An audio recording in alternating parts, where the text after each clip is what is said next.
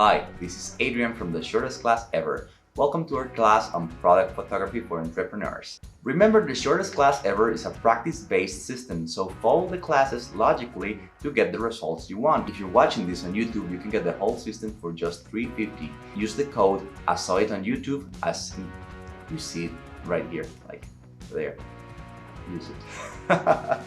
This class is composed of 3 sections. The first one is on pre-planning and producing your shoot.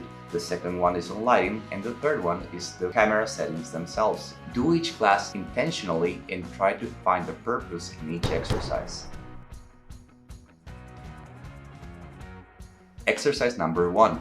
The first thing you need to do is to create a mood board. This mood board has to be useful, not only inspirational. Begin by researching similar brands to yours, see what they are doing, and see what you like about it. List up as many photographs as you can in this way. After you have your initial mood board, trim it down. Try to select only the best things and the things you want to emulate.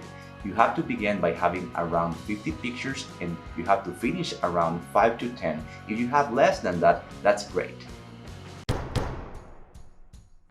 These exercises are about light control. The first control you're gonna need is light direction. Light direction controls the direction of the shadow and how the volume is represented in your product. If you have control over your light source, set your camera still and take your light and go around your product and see how it behaves.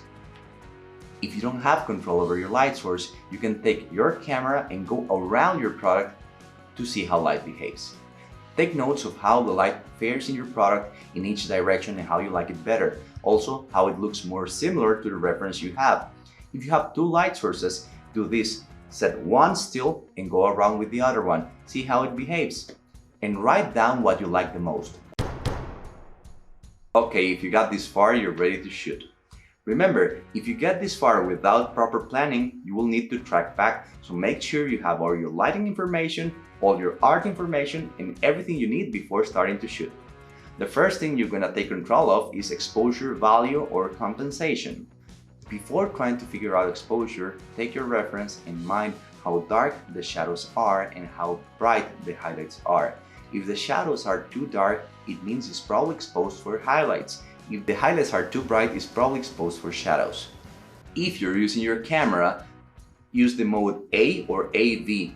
If you're experienced with the M mode, that's fine. I prefer A or AV. Find this icon and test +1, +2, and -1, -2. Shoot away.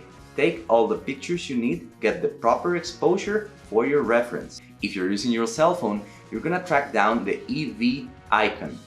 This is only available in the Pro mode or a dedicated app. Do the same thing, add 1, add 2, -1, -2, and test how it fares and how it behaves more accurately corresponding to your reference.